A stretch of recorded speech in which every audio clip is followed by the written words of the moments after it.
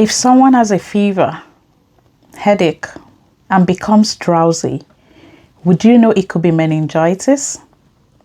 Because waiting even a few hours could be the difference between life and death.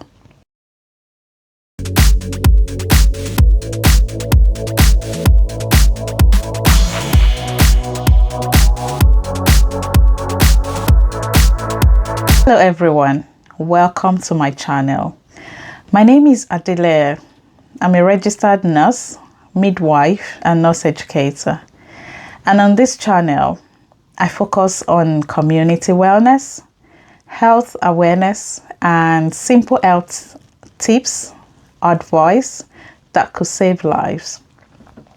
Today, we're talking about meningitis. So what is meningitis? What are the warning signs? How does it spread? How do we prevent it? And when are we to act fast? So let's get straight into it. One of the biggest challenges with meningitis is that it often starts like something very common. You might see fever, headache, or vomiting, symptoms that look like flu or a simple infection.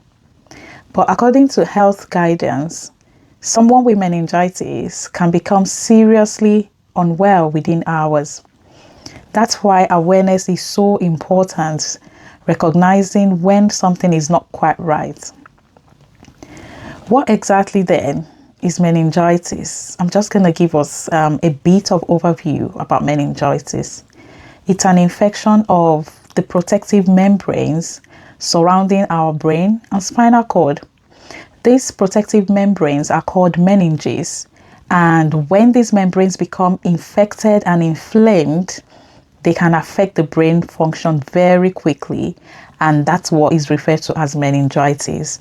From a clinical perspective, this is why meningitis is treated as a medical emergency, because it can quickly lead to sepsis, brain injury, hearing loss, even long-term neurological complications.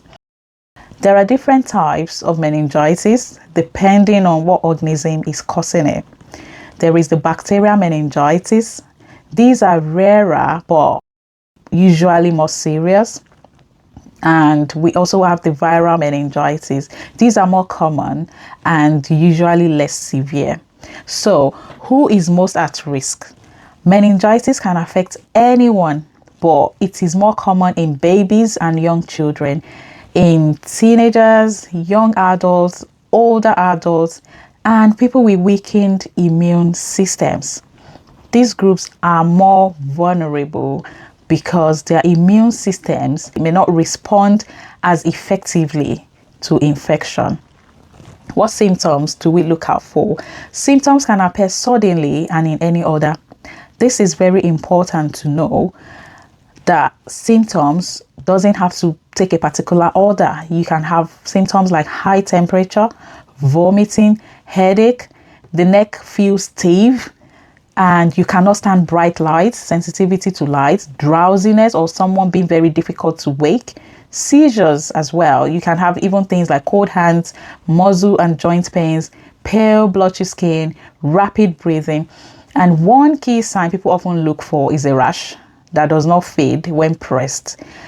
This is critical. You will not always see all the symptoms. The rash may not even appear at all. I'm sure you must have heard about the glass test. That's the test that if you press a glass against a rash and it doesn't fade, this can be a serious warning sign. But with NHS guidance is very clear. Do not wait for a rash before seeking help. If you suspect meningitis or sepsis, please call 999 immediately or go to A&E. Do not wait for all these symptoms to appear. Do not wait until you have the rash. Do not wait for all the symptoms to appear. Do not wait for a rash. You might not get a rash. Meningitis can get worse very quickly, and early treatment is critical. If unsure, please contact NHS 111. But if symptoms worsen, please escalate immediately. How does this meningitis spread anyway? So, meningitis is usually caused by bacteria or viral infections, as I've said earlier. It spreads through close contact, such as sneezing, coughing, even kissing. It is often spread by people who carry the bacteria in their nose or throat without being unwell themselves. That is why it can spread unknowingly within communities. How then do we prevent meningitis? There are simple but effective ways to reduce your risk.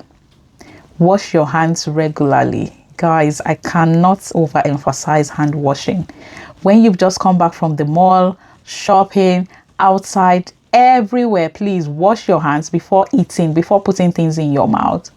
Avoid sharing cups, utensils, or toothbrushes. And please cover your mouth when coughing or sneezing. Avoid close contacts with people who are unwell. And importantly, vaccination. Guys, vaccines protect against certain types of meningitis. They are one of the most effective prevention tools for meningitis. I'm just going to run us through a bit of complications that can happen with meningitis, because even with treatment, meningitis can lead to serious complications such as hearing loss. It can lead to seizures. It can lead to memory problems, even limb damage in severe cases. This is why early recognition and treatment are so important. Just to recap on everything I've said so far, meningitis is a medical emergency. Symptoms can appear suddenly and vary. The rash does not always appear. Early action can save lives. This is why awareness matters. You might not need this information today, but someone you know might. If you found this video helpful, please like it, subscribe to this channel, please, and share this information. You never know, you might be helping to save a life today. Stay safe, and I'll see you in the next video.